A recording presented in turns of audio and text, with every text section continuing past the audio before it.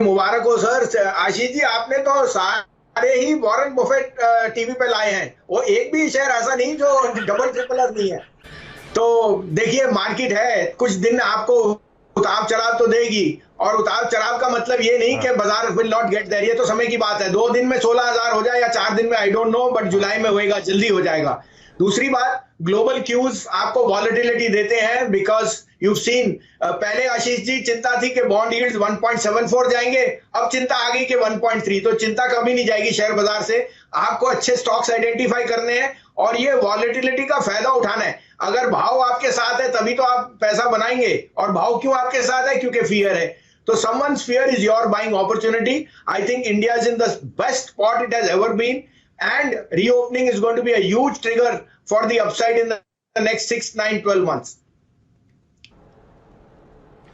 तो वसीम सर कह रहे हैं बढ़िया स्टॉक्स चुनना है, फियर आएगा, वॉलेटिलिटी आएगी तो आपके पास अच्छे मौके होंगे। सबकी क्वेरी सॉल्व कर दूं, उसके बाद सबका एक पेरेनियल क्वेश्चन रहता है, वसीम सर लॉन्ग टर्म के लिए पोर्टफोलियो में क्या खरीद के रखें।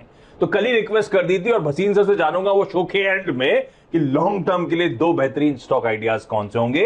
लेकिन आज सवाल जवाब के पहले सिलसिले की शुरुआत, पुणे जाना है, कोलकाता जाना है, मुंबई और अहमदाबाद की क्वेरी सॉल्व करना है। मैं कोलकाता जा रहा हूं ललिता अग्रवाल के पास। ललिता जी, होपफुली आपका टीवी म्यूट पे होगा। मैम, कब से शेयर मार्केट्स में?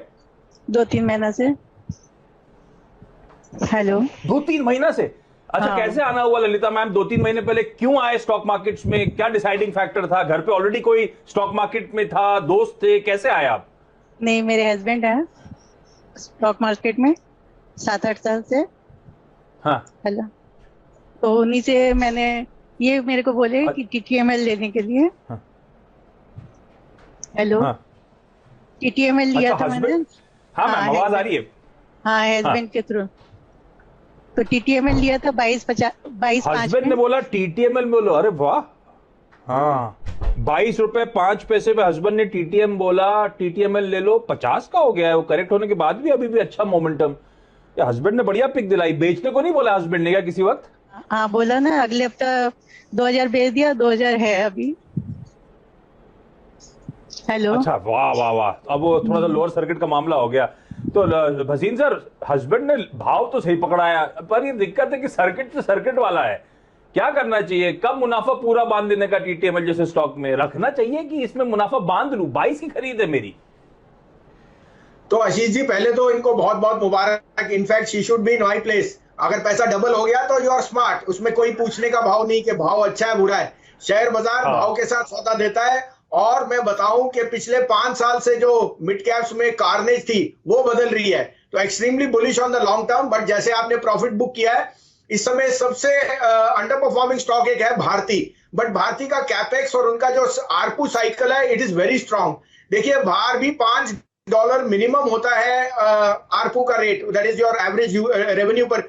और यहाँ 150 रुपए हो ही नहीं सकता। तो ये 250-300 रुपए इन द नेक्स्ट 6-9 मंथ जरूर जाएगा। It's a 2-legged race. मैं यहाँ स्ट्रांगली कहता हूँ 520 में जितना आपने प्रॉफिट कमाया भारती में डालिए। 650 का लक्ष्य आपको इस साल में दिखना चाहिए। तो ललिता मैम, जो प्रॉफिट कमाया बुक करके भारती में अब डालने का समय आ गया है। बढ़िया रिटर्न्स वहां पे आएंगे। और अगली बार जब जुड़ेंगी तो हस्बैंड और क्या खरीदने को बता रहे हैं, ये सब हमको बताइएगा।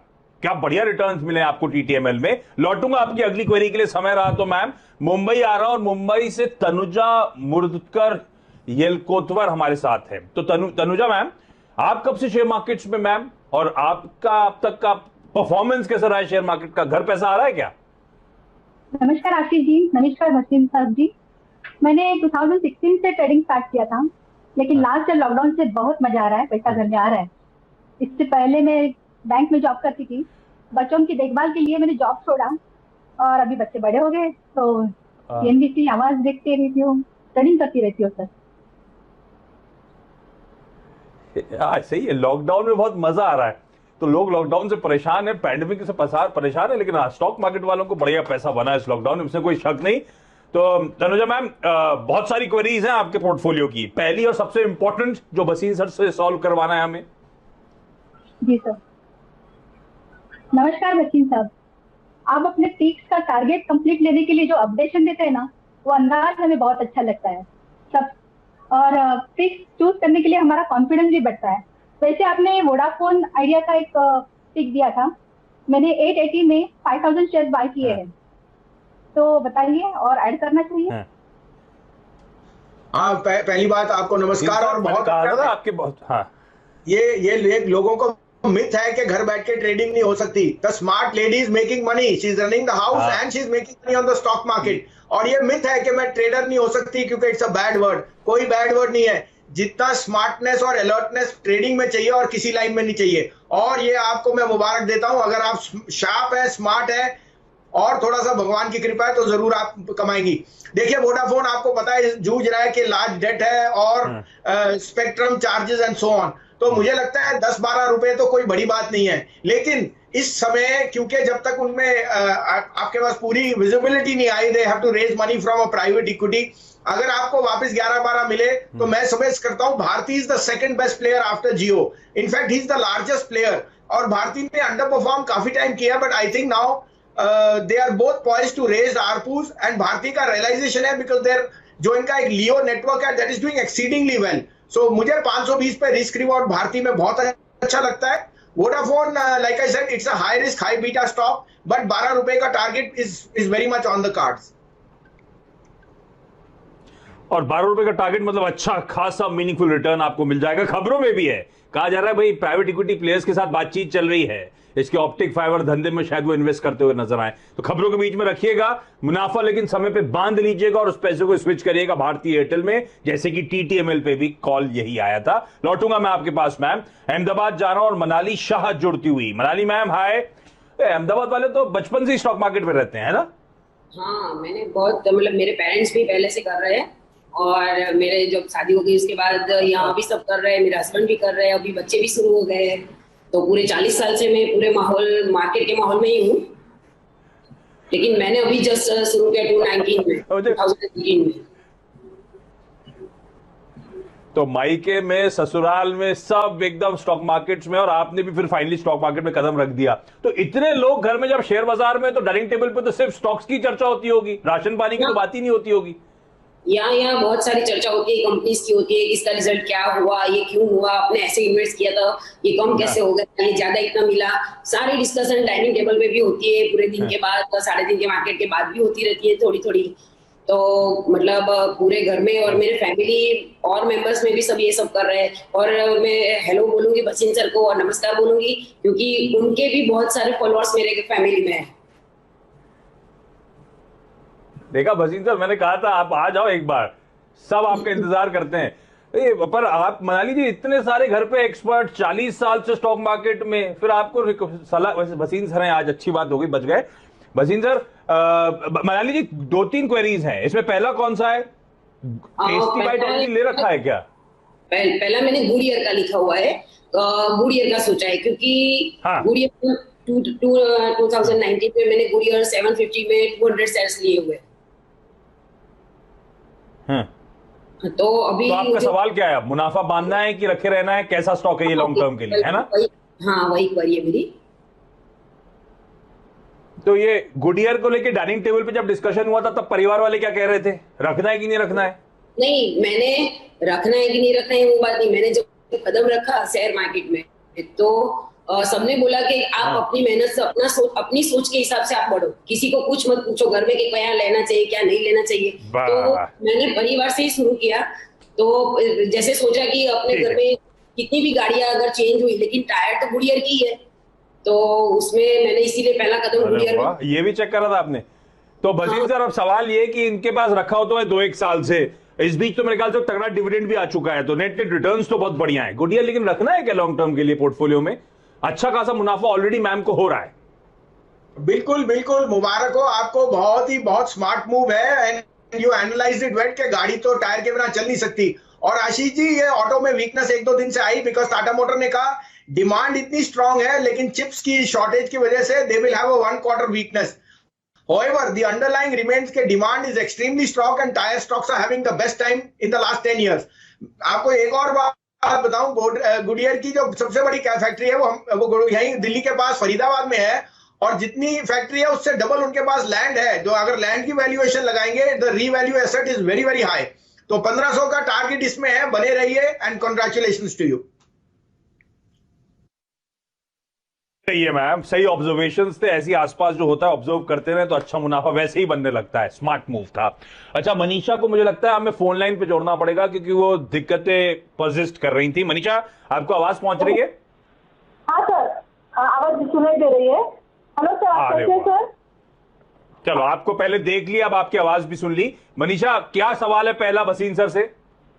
सर, पहले तो मैं भसीन सर को बहुत बहुत धन्यवाद देना चाहती हूँ कि आज वो परिवार साथ वो सेंसेक्स में आए और मैं खुशहाली हूँ कि सीएनबी से आवाज में मुझे ये मौका दिया है। और मेरी क्वेरी ये है सर कि मैंने सीडीएसएल लिया है at the rate of 220, 100 share है सर मेरे पास। तो ये मैंने, हाँ, ये बच्चों के इससे लिए है सर। मैंने वो बच्चों के फ्यूचर के लिए। हाँ, तो इसमें क्या आगे की रणनीति क्या होनी चाहिए सर? इसमें और ऐड करूं या फिर क्या करना चाहिए? बच्चों की एज क्या है? अभी 9 ईयर है सर और एक 5 ईयर है। ओके, तो Waseem sir, good enough time हमारे हैंड में है। बच्चों के बड़े होने के लिए इन्वेस्टमेंट और गजब का कर रखा है वैसे मनीषा जी। कांग्रेचुलेशंस आपको, 300 350% रिटर्न्स हो गए। तो वसीम सर, रखे रहना है क्या? मुबारक हो सर। आशीष जी, आपने तो सारे ही वॉरेन बफेट टीवी पे लाए हैं। वो एक भी शेयर ऐसा नहीं जो डबल ट्रिपल नहीं है।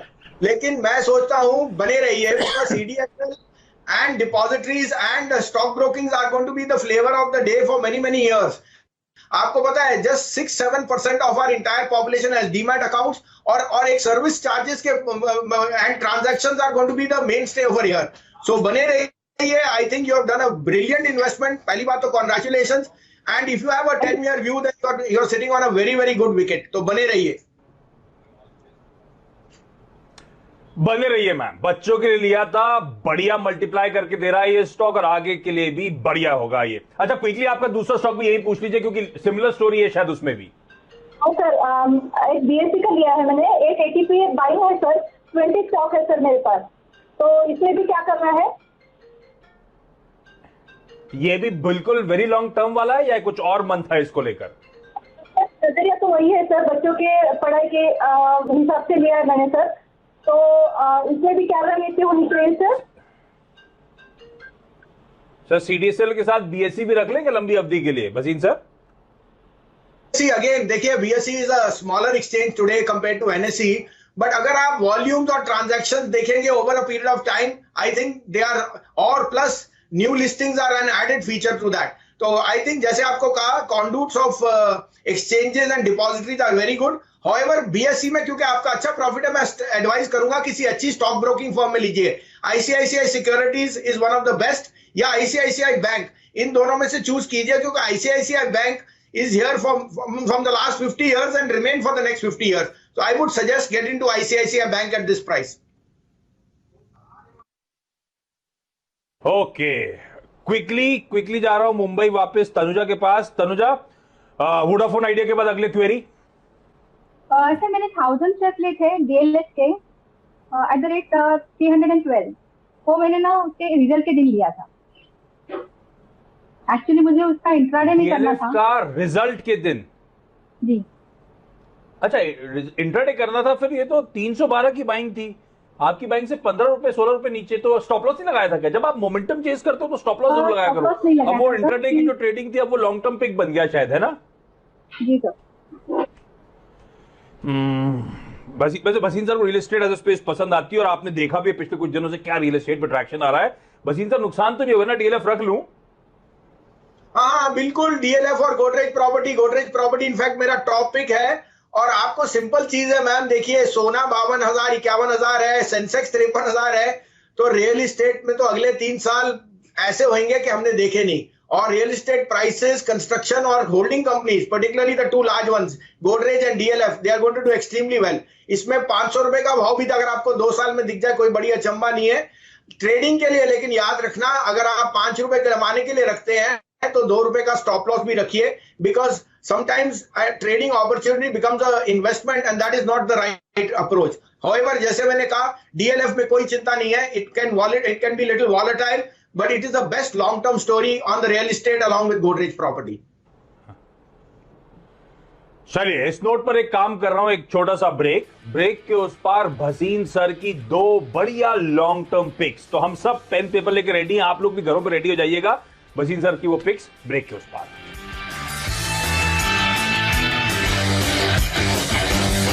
पेन पेपर लेकर रेडी हूं, दो बढ़िया लॉन्ग टर्म पिक्स दे दीजिए प्लीज। तो आशीष जी पहली होगी Maruti, unquestionably the largest car company and which is saying कि जुलाई में they will see record outbreak.